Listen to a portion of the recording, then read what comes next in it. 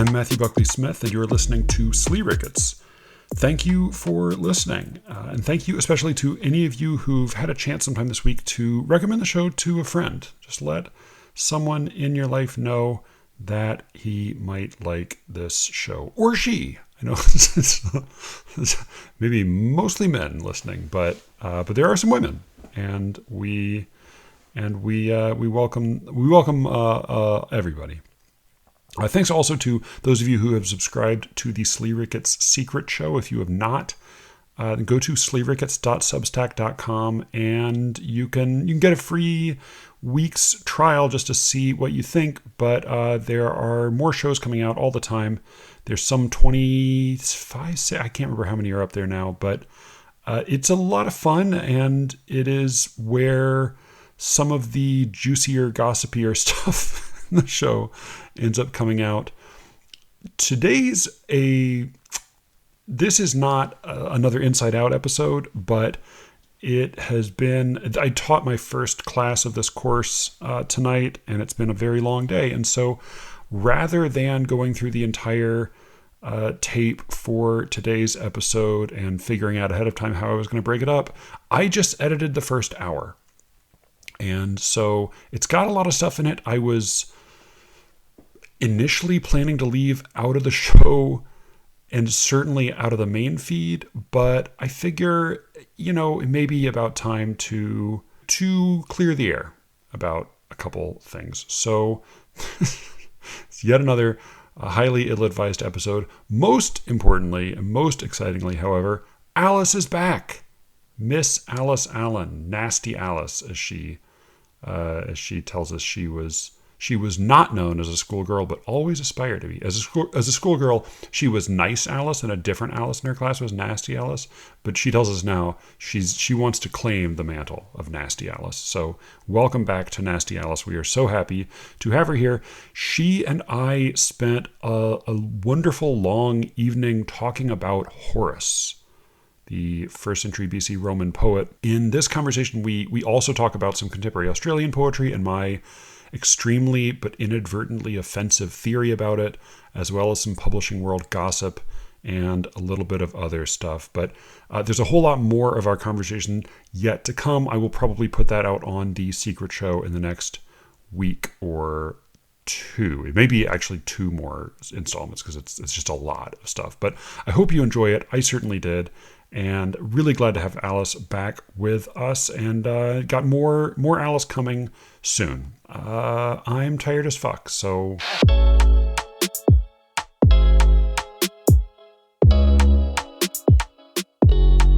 You made a comment on some thread at some point a while ago about... You said some version of this on an episode of Poetry Says, and then we talked about it a little bit off mic, but you talked about basically like there are no non-embarrassing sex poems, and maybe like the more specific version of that was like there are definitely plenty of good poems that talk about sex in one way or another, but that it seems to be the case that like when a major part of the point of the poem is to convey sexiness, that is almost invariably embarrassing. Yeah, I think so. I think that's right. I think I still agree with that. Yeah, I think that, I mean, and I've been thinking about like why that might be. I don't have any kind of good unified theory. I think like part of the reason might be that like there are lots of ways to get people hot and bothered, and poetry may just not be one of them. Like it just may not be right. There's there's so many other good ways to do that. This is not what poetry is great at.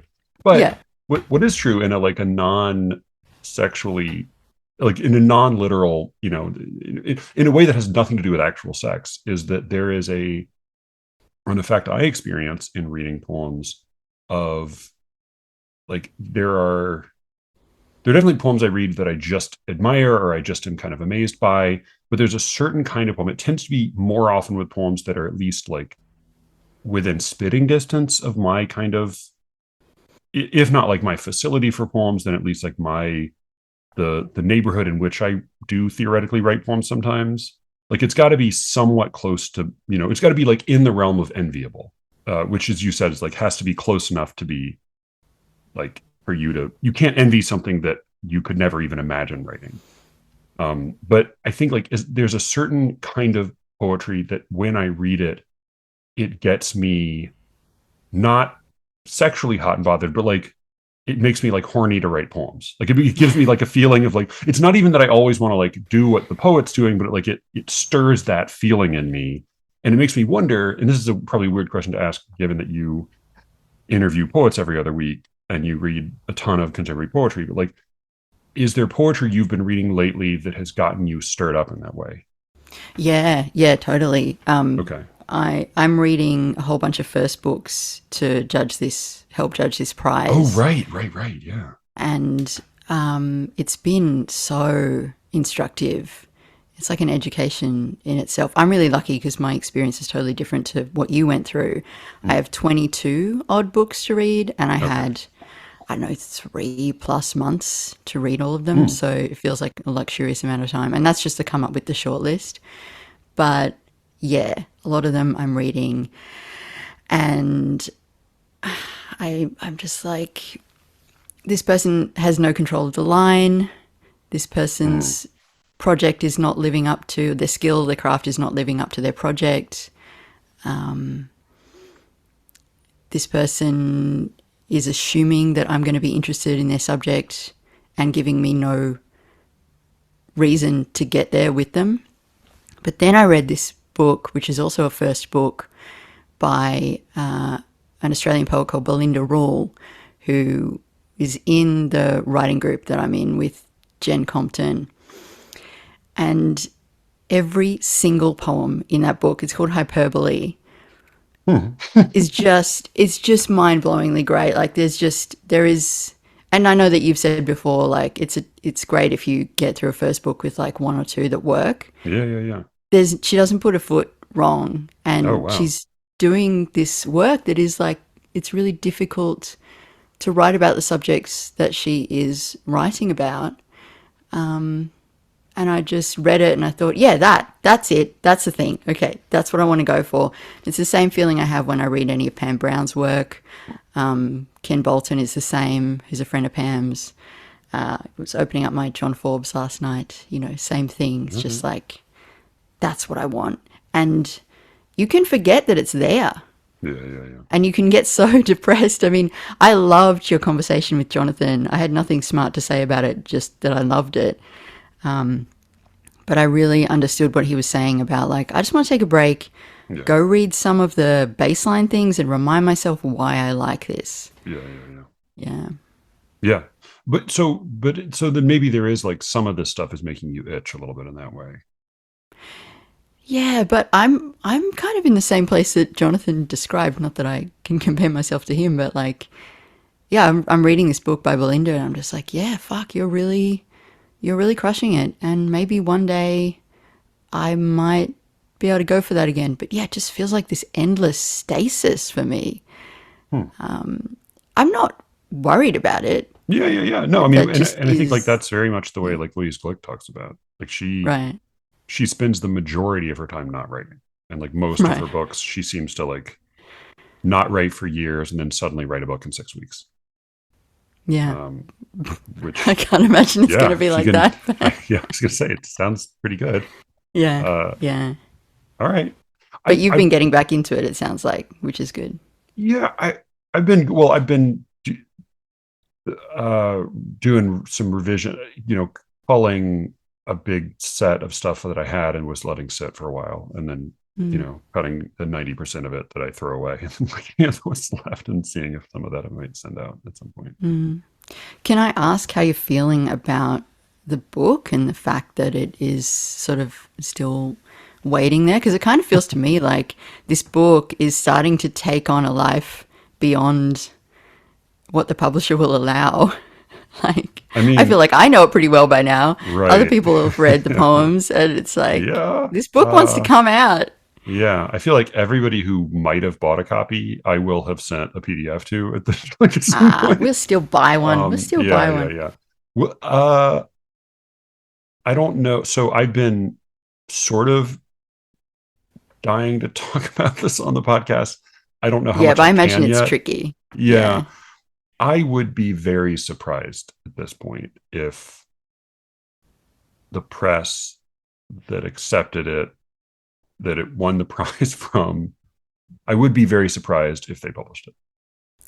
Matthew, Yeah. I think seriously? that's very unlikely right now. Uh, what I, seems they're all but defunct. Like, again, oh, why what I could also see happening is somehow they get an infusion of money, something changes, somebody else gets hired a few years down the road, and suddenly it kicks back up again. But even then, I will have been, it's like what happened with the Swanee Review, where, my friend Eric works there and God bless him and God bless the work he's done. And he was very, thrilled to get the job he did. And he got the job he did under the current editor. However, when the current editor came in, he retroactively unaccepted all of the poems the magazine had accepted. So like fucking hell. that kind of thing does happen from time to time with, I think the Boston Review might have done something like, Paris Review did something like that when their new editor came in. And I think like the Boston Review and the Nation have done similar things at times. So I would not be surprised if they end up re-existing later, but I don't think they're going to publish this one. So I Dude, have like I've gotten emails from a number of listeners who've said like, oh, well, you've won a couple of book prizes. Like, what are your thoughts on these book prizes that I'm, planning to enter this year? And I try to give whatever encouragement or insight I have, which is relatively limited. But like, what I don't say is like, also, I'm entering those same contests this year. So I have like my book out at a bunch of contests right now, and we'll see. I'm just trying to hold it together here. I'm legitimately about to cry. Oh yeah, no, definitely nothing to cry about, but it is pretty frustrating. And, Yeah. I think, and this is like,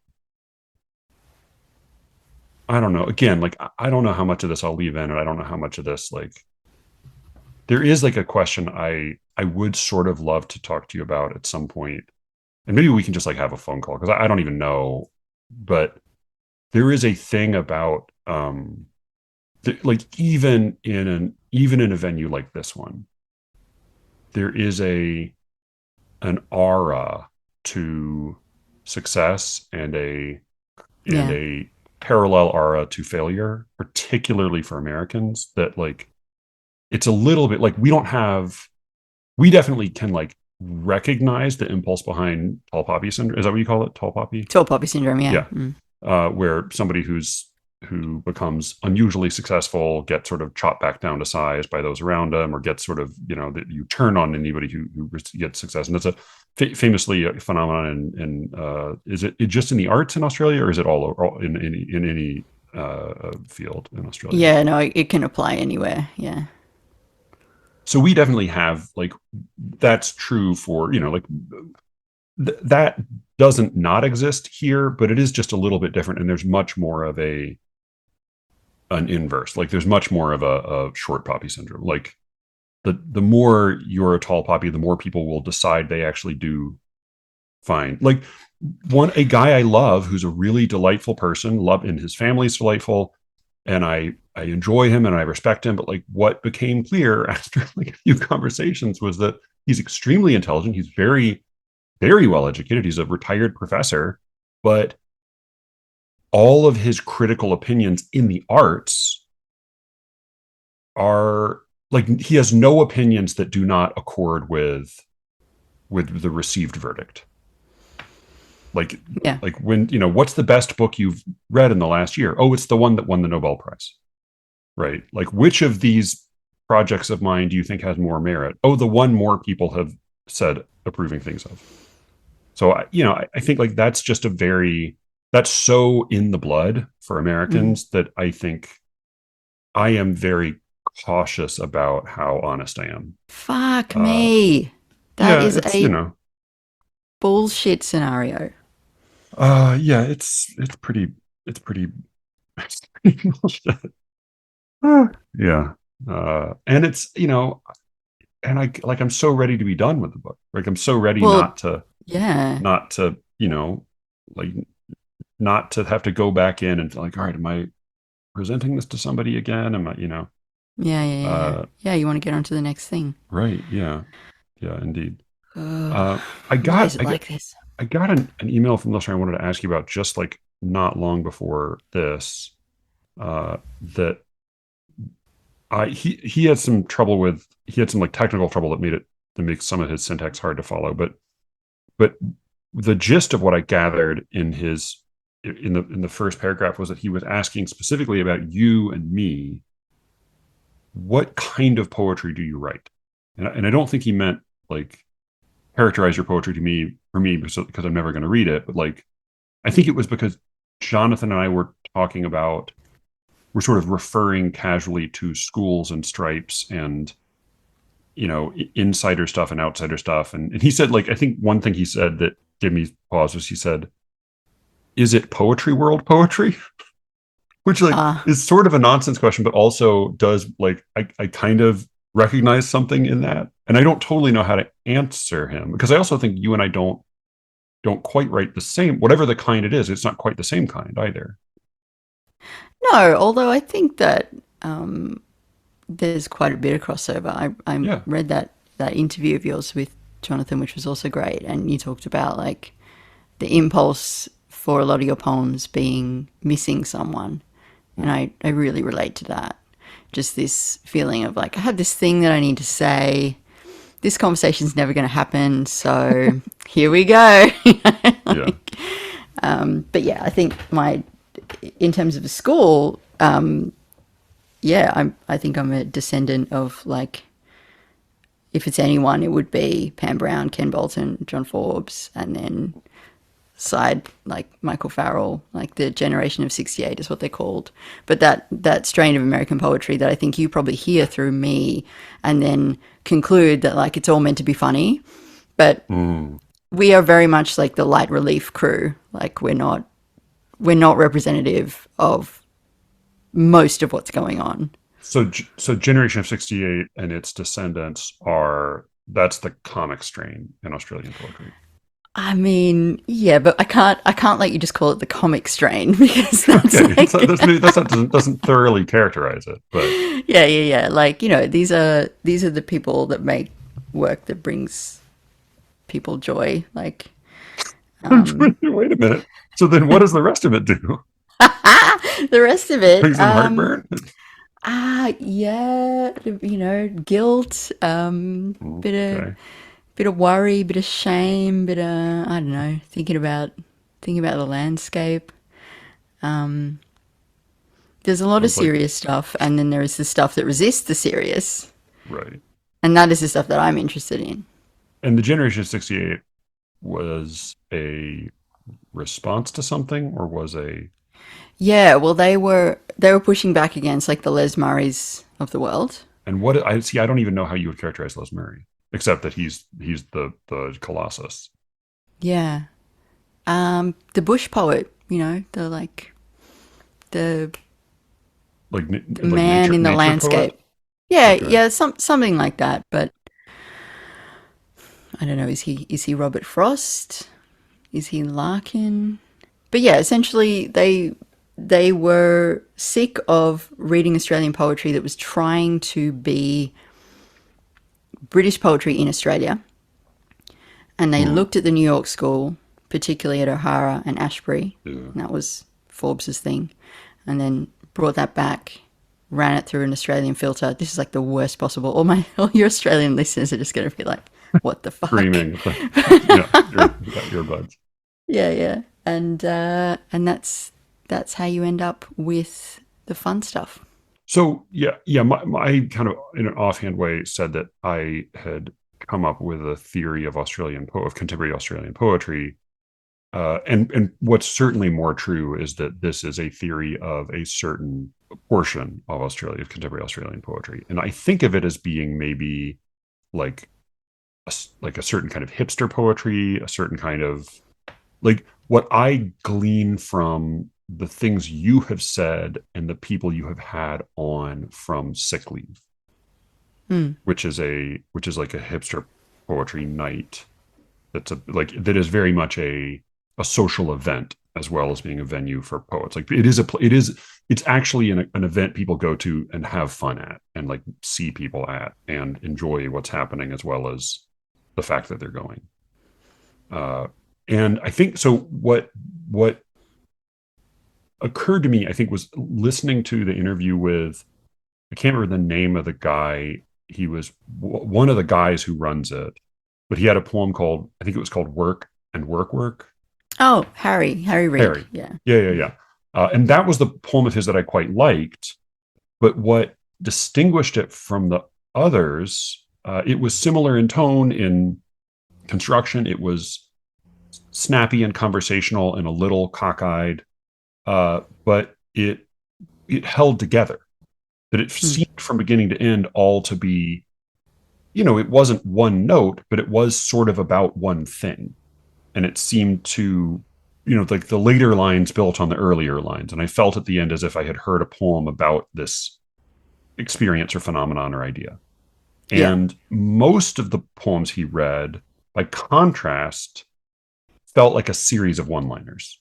They felt like poems that, but no, but I don't say that in a disparaging way. Like what I thought of was, like, I don't know if you know Mitch Hedberg or Stephen Wright, great American stand-up comics, but they're brilliant. I mean, they're like geniuses in their way. The line that William Logan cited from Stephen Wright in his recent omnibus review was, "The early bird gets the worm, but the second mouse gets the cheese."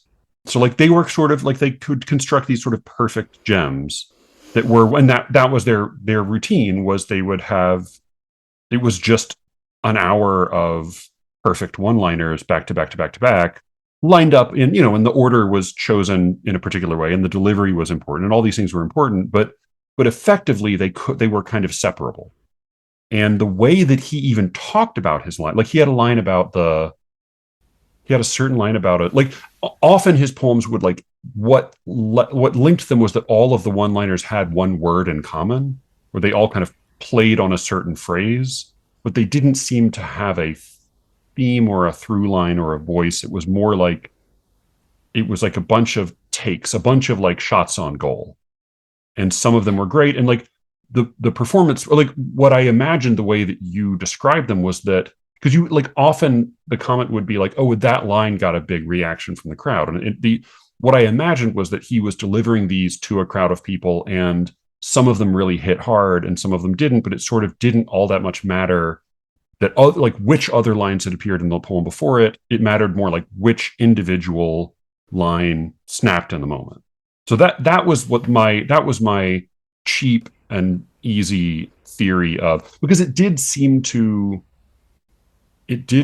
line up with a lot of my experience with some of the other people you'd interviewed, which was that they had great little bits and snatches and moments, but that I often felt listening to their poems as if, like, what does this all amount to? What am I doing here?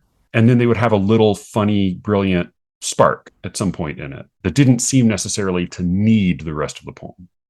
I'm now going to, like, force you to, like, on the spot defend everyone you've ever interviewed, but that was my theory. Well, I mean, I can't let you just say that. Like, if that were the case, I liked him. He drove me crazy, but I liked him. Harry Reid. He said some smart things about poetry as well. As well as some deranged ones. That's why you don't have to. You're not responsible for my. No, but I mean, God, if the one-liner on its own were the point, I would have no interest in Harry's work, in Gareth Morgan, in Ursula Robinson Shaw, Melinda Bufton, Michael Farrell. Like, it's about, there's a cumulative effect that these poems have, and they are all going for something. I think the problem with just listening to them once on a podcast is that you just get that effect, and that is sort of what happens at readings as well. Like, you just get that little laugh line, but then you look at it on the page and you realize how much else is going on. So I think just a lot of it gets lost in the auditory. But that could be. But then that is part of what the live performance is about, right? Like, if you need to really study it on the page and take time with it to get the whole value of it, then like part of what's happening with the live performance is that it's like much of that pleasure is the pleasure of one-liners. Yes, but if it were only that, then it would be a waste of everybody's time. I don't think so. I think one-liners are great. Sure, I think but like a good like I know truly like Stephen Wright's a genius, you know? yeah, but he's a comedian. These are Right. poets.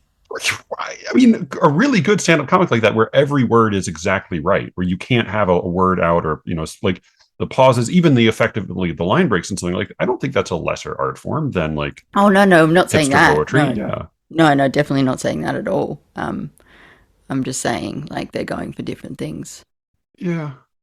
It seems like in the performance they might not be going for such different things, because also like what contributes, I think, to my perhaps deluded theory is their affect, their attitude, like whether that's an act or not, like the way those guys talk about their own work only reinforces the impression that they're trying to write sort of throwaway perfect one-liners.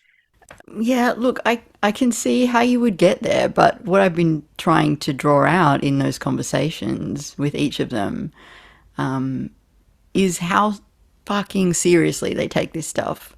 Like they care so much about poems and poetry and writing and building community and like being When of it comes to service the to this art community, well, form. so the community part, I was like most impressed by, and like it's Yeah. in a serious way. Like they do amazing things with bringing people together.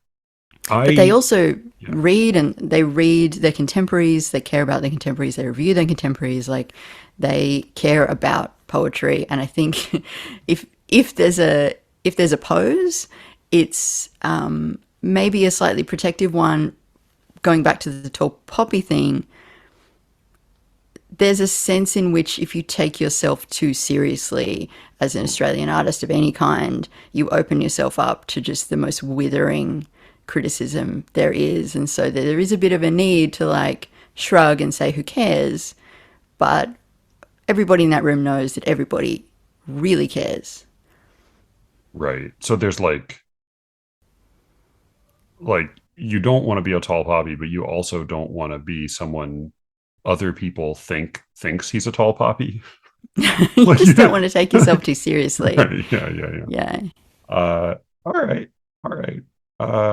That Come to all sick leave and then you can make up I would your believe own me, mind. there's no chance that I come to Melbourne and don't come to sick leave, provided that it's happening in a place and a time that's totally convenient to me. Hmm. I do. I have a pipe. I mean, it's a terrible idea in a number of different ways, but I kind of want. I haven't gone to the ALCW conference and been really impressed by a lot of the people I met there, and also been really bored by some of the stubbornly scholarly aspects of it. I wanted to find a way to conceive of a poetry podcasting panel, just as basically an excuse to bring a bunch of people uh and to who like both I would like to meet, but who also uh um would just be more entertaining. Like stand at a panel and talk than a bunch of Yeah. scholars Well, talking about their papers no one's read. yeah. Well, I've been thinking about coming back there next year. So if you book it, I will Yeah. come. It Yeah, yeah. the Okay. Well, in that case, I mean, the problem is that it's going to be in one of the two major Texan cities. I can't ever remember the difference That'd be between. great. I've never been to Texas. That sounds Oh amazing. yeah. All Yeah. right. I think it may be one of those, like there are a lot of mid large size American cities that are effectively homogeneous. Like they're all like uniformly Starbucks and Chipotle, so that they all effectively could be the same city. Yeah, So yeah. I think That's it's one of cool. those. It's either Dallas or Well, Houston. Yeah. all of that's exotic to me. But even if that didn't happen, I am pretty committed to the idea of at least getting to New York next year. So Well, shit. All right. yeah. Then yeah, we'll have to figure something out. Oh Um, yeah, I'm not coming all that way and not meeting you. Sorry about it. yeah. All right. All right. No, no, no. I would love that. That'd be great. Yeah. We'll come up with a plan one way or the other. Good. All right. Good. We should talk about any of the things we've carefully planned to talk Yep. about. Yep. Um, Yep. I've got a lot of notes and a lot of post-its here, so yeah. So, let's so do it. and I do want to get back to some of your other, you had a couple other things you wanted to get to, but we should talk about Horace because we have both.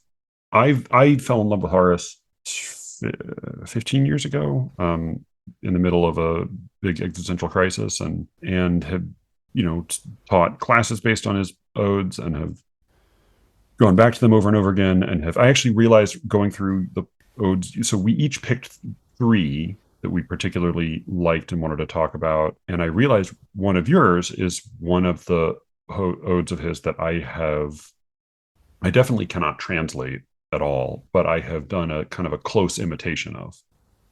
Oh, Um, yes. Which one yeah, was that's that? sort of a faux. I mean, it's faux, like a faux translation, sort of. That is 2:6, I think.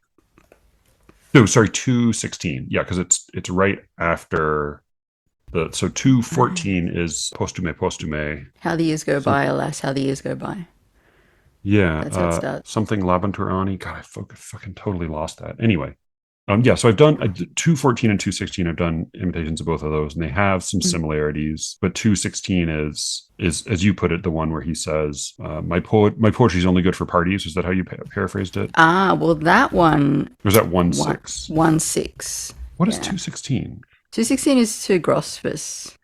He's like, don't try to Oh own yeah. so No, you're many right. Yeah. things. Yeah. That's true. Yeah. No, that's two. Mm. Yeah, two Grospus. Yeah. No, so, yeah, sorry. Yeah, I'm thinking of 1:6. Yeah, it's 2:14 is the posthumous one, and then 1:6 is the one I did a little thing of. Yeah. Is that But is yeah, that the poem of yours, Drinking Ode? drinking ode is my cribbing of the posthumous one, and Ah. political ode is my cribbing of 1:6. Oh, But yeah, so but let's talk about these in any order. So we drew on a few different translations, chiefly on the David Ferry odes, and then on the Burton Raffle Essential Horace, which is his sort of selected odes, opposed satires, and epistles, which yeah. you put me onto. And I was sort of what convinced me that I needed to get it and read it was the version of four. I think it was the version of 4:2 that you read a little portion of on your podcast. I Mm. think, and then you sent me a version of it, or you Yeah. sent me a copy of it, Yeah. because I thought that was one that like Ferry totally whiffed at, and then Raffle just landed, just so. Yeah. Although my fear here is that Ryan or somebody like him will listen to this and be like, Burton Raffle, that guy's a complete fraud. He can't even read Latin. I mean, like, he might be. like, I think he's an experienced and respected translator of Old English. Certainly, okay. he might. I mean, he might be a complete fraud, but I also think like Ryan certainly respects the parallel tradition of imitation. So like whether or not these are especially accurate, they capture. And again, I think like the thing that most translations totally fuck up, and like particularly scholarly ones that are very true to notation and even syntax, as well as sometimes form, what they almost all, what the only rare translations really get right is the effect, where they really feel they land like poems. It's like if you were Yeah. translating jokes and none of them were funny. That's most translations. And Burton Raffle, with some of these, with some more than others, he gets an effect. He gets the poem works like a mousetrap in a way that not all translations can do. There's and I have a copy, actually Ryan gave me, of Baudelaire's Fleur de Mal, which is actually multiple versions of that book pieced together from lots of different translators, none of whom did all of the poems. Mm. So Jackson Matthews and somebody else did the edition, and the comment in their introduction was that there are different poets have kind of operate on different wavelengths, and sometimes across time and space you'll have some that line up just right, but in no case do they line up on all of their poems, but you have Yeah. somebody who happens to be just the right poet to translate just this particular poem. And I think David Ferry, with a great translator, is someone like David Ferry who lines up with Horace on so many of his odes. There's so many that he's got just the right temperament, mind, lexicon for. And so the result is that you get this great bulk of like amazing translations of poems, but then some of them it just doesn't quite go. And then you need somebody else to fill in those gaps. So we did a selection of some different translators, with the two of them being our kind of our core. Yeah, well, let me read 1/6 just so we can get into it, get some content. Yeah. To talk about. I think, absolutely lands this one. Okay, so 1/6 to, you're just going to have to forgive all my pronunciation of the names in this. Just saying that ahead of time. To Agrippa. It takes a poet such as Varius, capable of Homeric flight and range, to praise your deeds of courage and the events of victory, whether by ship or cavalry. I don't pretend to sing about such things as the stubborn, peevish anger of Achilles, or duplicitous Ulysses' wanderings, or the ferocious house of Atreus. Not for me. Self-knowledge and the muse of peaceful things prohibit me from dimming with my verses your glory and the glory of great Caesar. Who is it who is worthy to write the story of Mars in his adamantine armour, or of Meriones covered with Trojan dust, or Diomedes in battle against two gods? It falls to me to make up easygoing songs about such battlefields as parties, epic encounters between young men and women. Sometimes I write them because I've fallen in love. Sometimes I write them just for the fun of it. Yeah. And to Agrippa, and this is, I assume, Agrippa, who's the same Agrippa who was a good friend of his patron Maecenas. Yep, friend of Augustus. Mm-hmm. Yeah. The thing that got me about this one is end of the second stanza. Not for me. I just think that's fantastic. Yeah. Sometimes I write them just for the fun of it. I mean, you couldn't get more Generation of 68 than that. That definitely that feels very much like Forbes. Yeah. You had sent me before we got on a Death, an Ode, which is a poem that I'd forgotten about, but that is super Homeric, not Homeric, Horatian, as you pointed out. Yeah. Of John Forbes. And but that right there, I think, is very feels very much like his approach to poetry. So there are things I quite like about this poem that drew me to spend time with it myself. What do you? And I think it's a great example of one of the kinds of things Horace does really well. What do you like about it? Well, we were talking before about not really knowing what the hell my project is anymore. But if I were going to try to summarize it, that last stanza is what I would say. Like, all I can write about is essentially love and friendship on a very small personal scale. Just for the fun of it, or because I have fallen in love with someone. That's kind of all I want to do. I don't really want my poems to do any particular huge work in the world. Right. I don't really think anybody's can. And that's all I want, The rest of it, not for me. Yeah, it is a part of what I really like is that it's a poem of not entirely ironic humility.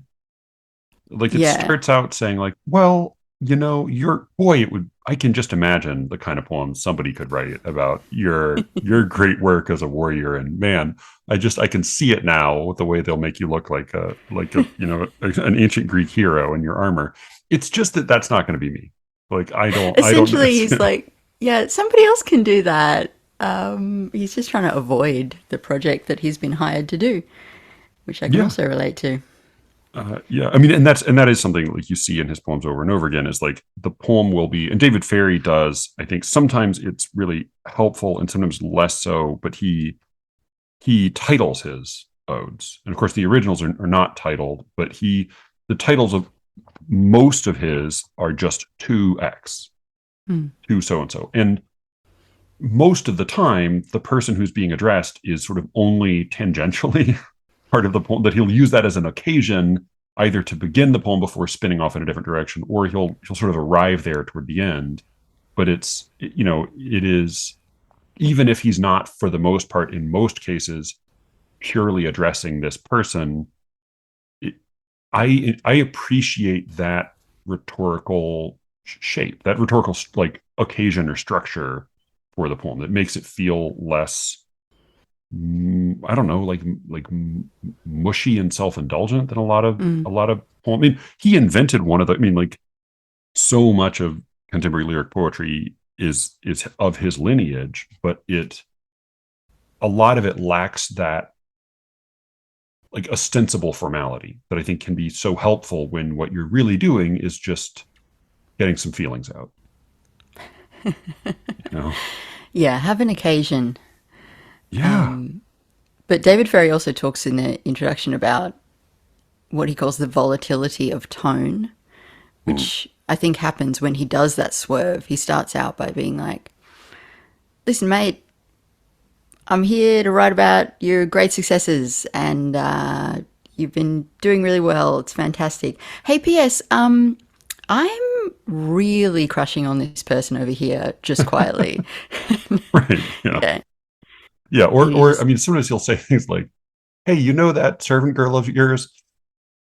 Keep bringing her around. I promise I'm gonna sleep with her." We're like, yeah, it's or, no, yeah. exactly. Yeah. Well, there's one of yours, I think, that has a servant girl who's a bit problematic. Um, Probably. Yeah. That is, yeah. I mean, that is like, I was talking to my dad because Josie's reading all these classic children's books, some of which have some classic cultural and political problems embedded in them. And I was just like, I was remembering from my own, because I think my dad was sort of like reflexively saying like, oh, just because C.S. Lewis wrote some characters who might seem racist doesn't mean he's bad and we should ignore him. It's like, no, I'm not ignoring him. I'm not, like, she's reading his books. But like, I remember being a kid and reading like the Hardy Boys, and there's like some just appalling caricature of a Chinese character. And I remember at the time thinking like, oh, this is because it's an old book. And like, this is one of the weird things they did in old books where they just like were dumb and racist or used Jew as a verb, and like, I think you can't, if you, it feels odd saying this because I feel like this is almost necessary to read any kind of poetry, but like, you certainly have to come to this understanding that he's writing in a different time and place. And like, there's a lot of what happened in that time and place that we think is awful. Just like when reading Seneca says like, maybe it's not so great to watch men be torn torn to pieces by wild beasts in the Coliseum. Like that might not be a good way to spend your lunch break. You have to, yeah, remember yeah. where he's writing from. But one of the things is that when he's writing about almost anyone, particularly when he's expressing lust, Yeah. he's so on the hook. And another thing that I really liked that Ferry said in an interview on none other than Literary Matters is that he's like lamenting the loss of sexual power a lot of the time. Yeah. Like, even when he's a relatively young guy, the people he's interested in are younger still, and he knows that he's kind of not a He's a great little prospect. past it. Yeah. He's past it, yeah. Yeah. No, I mean, he is never he never comes off as the hero. Like he No, always is himself part of the butt of the joke. yeah. Which just seems like, yeah, it just seems like, I don't know how obvious a move that was before him, but it seems like maybe that's one of his precedents, because it just seems so so crucial. Like, it would be, yeah, I mean, he's not at all a philosopher, but like, as with like the best philosophers, if they weren't also accusing themselves, it would be unbearable. Yeah, I exactly. I wonder a little bit about the end of this poem, and again, like, I don't have Latin, and I don't know about you, but like, I'm mostly reading these as a series of basically English poems, some of which are more similar to each other's, to one another than others. But I like the last two lines. Sometimes I write them because I've fallen in love. Sometimes I write them just for the fun of it. they're so colloquial and they're so familiar. And as you said, like that last line could come straight out of a John Forbes poem. But I also like, I guess like as a last line, it feels to me like part of what bothered me about this translation is that it just feels like it doesn't snap shut in the Yeatsian way. Like it doesn't have enough tension to it. And maybe it's that it is so much a received construction, or it's just that it's like it's very non-specific.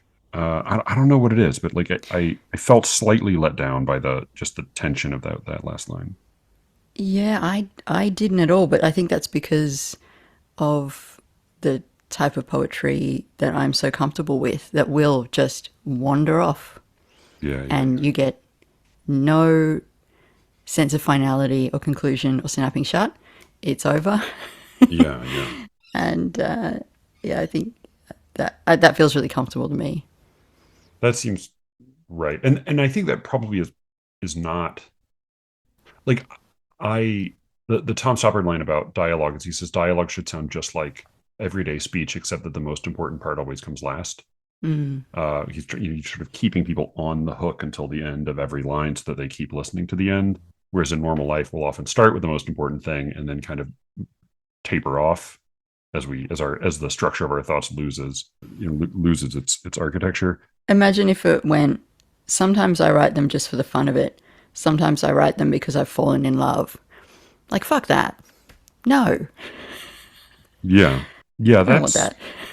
I mean, that becomes a turn in the poem. Yes. Yeah. Like, and there maybe there would be a way to make that turn and have it be effective, but that would not be the way. Like you're right that it needs to be dismissive.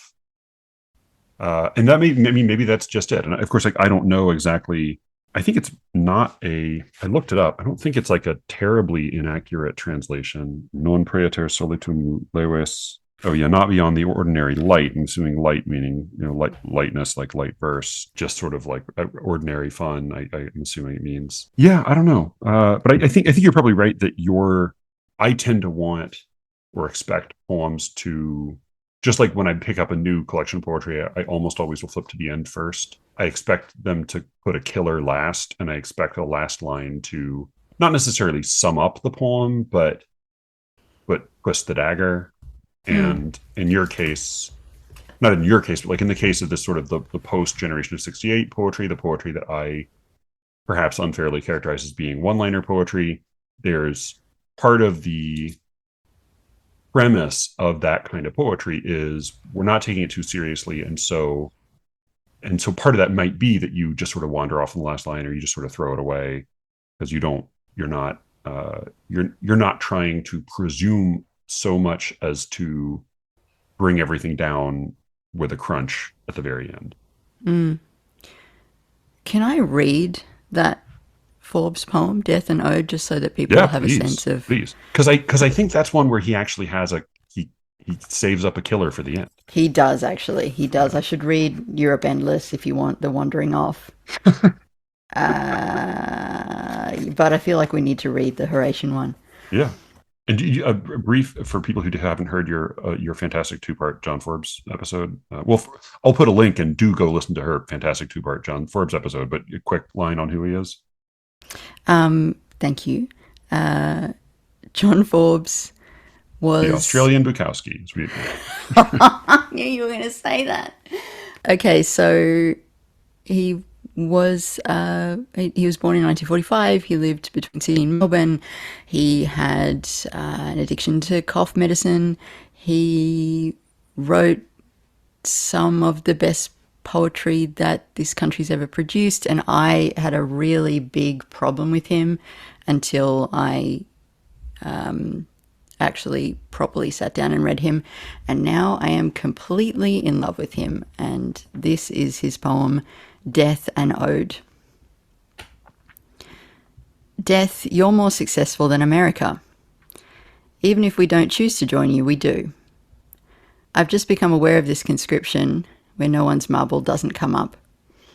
No use carving your name on a tree, exchanging vows, or not treading on the cracks for luck, where there's no statistical anomalies at all, and you know not the day nor the hour, or even if you do, timor mortis contubat me. No doubt we'd think this in a plunging jet, and the black box recorder would note each individual unavailing scream. But what gets me is how compulsory it is. He never was a joiner, they wrote on his tomb. At least binging becomes heroic, and I can see why the Victorians so loved drawn-out deathbed scenes. Huddled before our beautiful century, they knew what first night nerves were all about. I like how he is, as he often does, making his drinking problems kind of romantic. At least binging becomes heroic.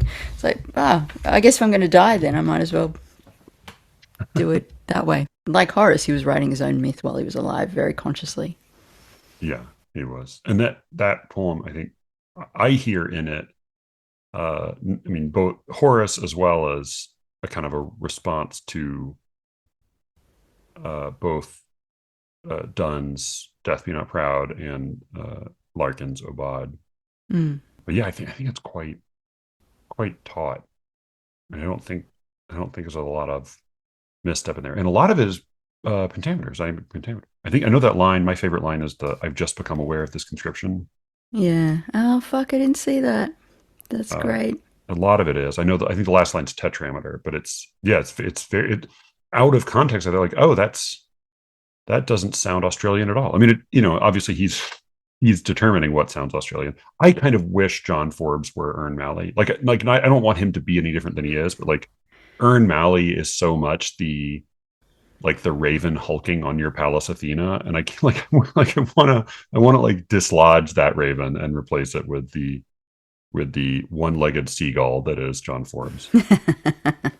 Oh, he's there too. Yeah. Yeah.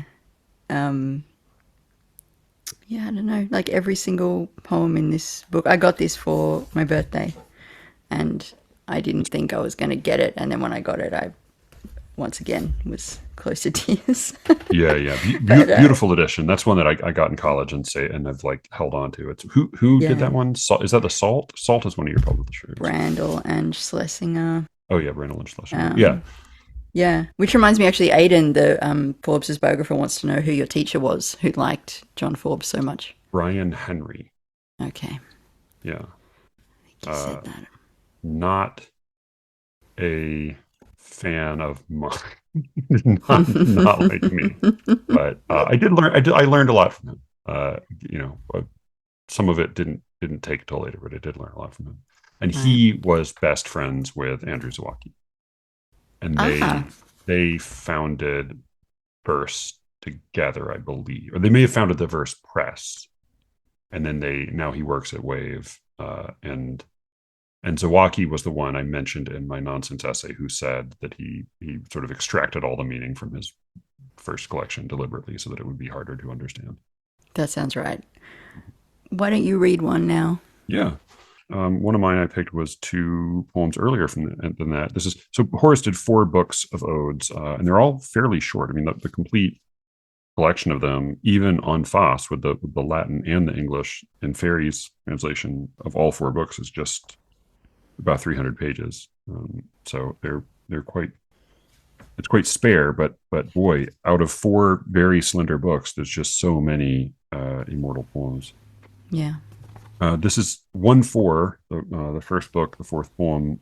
Ferry calls this to Sestius, which is the friend he's addressing. And typically what that ends up meaning, and I think this is true in the original, it's only in the penultimate stanza that he mentions Sestius. He just says, "O beate Sesti." But he, I don't think his name even appears in Ferry's translation. To Sestius. Now the hard winter is breaking up, with the welcome coming of spring, and the spring winds. Some fishermen, under a sky that looks changed, are hauling their caulked boats down to the water. In the winter stables the cattle are restless. So is the farmer sitting in front of his fire. They want to be out of doors in field or pasture. The frost is gone from the meadow grass in the early mornings. Maybe, somewhere, the nymphs and graces are dancing. Under the moon, the goddess Venus and her dancers. Somewhere far in the depth of a cloudless sky, Vulcan is getting ready the storms of the coming summer. Now is the time to garland your shining hair, with myrtle or with the flowers the free giving earth has given. Now is the right time to offer the kid or lamb in sacrifice to Faunus in the firelit, shadowy grove. Revenant, white-faced death is walking, not knowing whether he's going to knock at a rich man's door or a poor man's. Oh, good-looking, fortunate Sestius, don't put your hope in the future. The night is falling. The shades are gathering around. The walls of Pluto's shadowy house are closing you in. There, who will be lord of the feast? What will it matter? What will it matter there, whether you fell in love with Lycidas, this or that girl with him, or he with her? Oh, good-looking, fortunate Sestius. Yeah, well, good looking. I want more. I want more of that. I want to read that in more poems. Like like Yeah. every time I read Horace, I think like, why don't I write more poems to my friends? But you Just like do, right? directly. I mean, and I do, like a lot of my poems are basically poems I wrote after rereading Horace and thought like, oh yeah, I want to write a poem to Brendan. Mm. Uh, Yeah. I yeah. can also hear your poem, Anku, in this one as well. The death walking, not knowing Oh which door yeah, he's going to yeah. knock at. Yeah. I love, though, in poems like when he takes this tone of like, just stop worrying, just stop worrying. Yeah. You have to assume that he is giving that advice to himself as well. Yeah, And yeah. No, yeah. I mean, yes, I think so. This is one where, and it's funny. Like even looking at the line, the frost is gone from the meadow grass in the early mornings. The nymphs and graces are dancing. There's, this poem has like shares like it's like what you read about like chimp DNA versus human DNA, and like even one human versus another, where like there's so much that's shared that it's almost impossible to identify the tiny bit that's different. This poem is in so many ways identical to another one of the poems I wanted to read, which is 4-7, that like even in a translation by a different poet, they're like some of those phrases appear almost verbatim. This is, I think, part of what I particularly like about this one is that it is, although Sestius' name doesn't even appear in this translation, and it appears only once in the original, it does feel, at least in Ferry's version, as if he's taking his long winding path not away from concern for his friend or concern for the person he's supposed to be writing about, but he's sort of winding his way back there. That like basically, you could paraphrase this poem as everyday advice, as saying like there are a lot of fish in the sea. Mm. Yeah, like don't Yeah, yeah. forget about her or forget about him. But it he winds up rather than winding off. That he's Yeah, this is the yeah, opposite structure to the one that we just looked yeah. at. That Yeah. he brings in the whole world, and then the way Ferry structures this so an ode, as I think it was Pindar who kind of first established the ode as a particular mode of writing, and that was a big giant wild 3-part poem that was written for dance and had all these conventions to it, and then the Horatian ode has established sort of a lot of how we end up talking about the ode today. Keats was then probably the next like great originator of a mode of ode writing. But part of what characterizes an ode in the Horatian tradition is that it's written in regular stanzas, and that's all of these poems are written in. Lots of them are written in quatrains, but they're all of them. The stanzas all are kind of metrically equivalent, and this is one interestingly where Ferry's translation is broken into two big uneven chunks that are proportionally sort of like a slightly more than usually lopsided sonnet. That break comes with death. We watch this, the spring is breaking through. We're shaking off winter. Look at all the wonderful life and world all around us, and then the break comes with revenant white faced death is walking. Mm. There's all of this beauty in the world, and it's all going to end. And that's then when he turns to to his friend. But what I love about the poem is that you get at that point, you realize he's been talking about his friend the whole time. Yeah. And he's just bringing it back down to him so that he can finally offer this comfort when it's been laden with all of these images that came before it. So that it's not, if you started a poem by saying, what will it matter whether you fell in love with Lycidas when you're dead?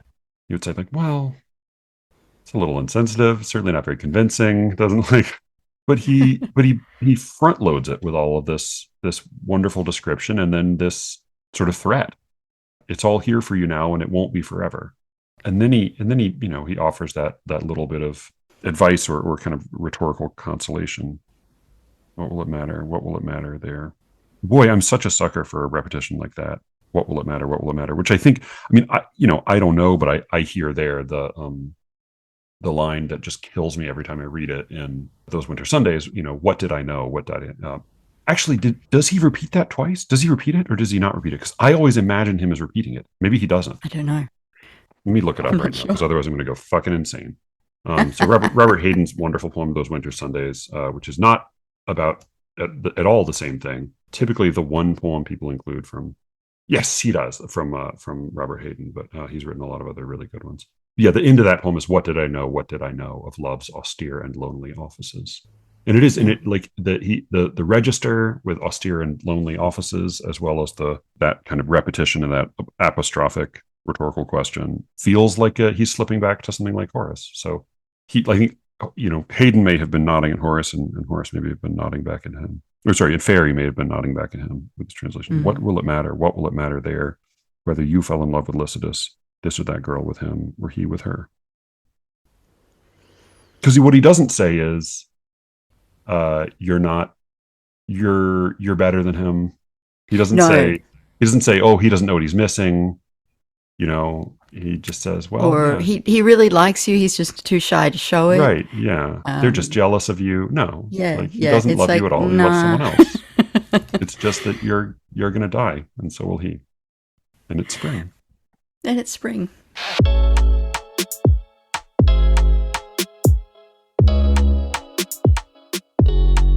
That was this week's show.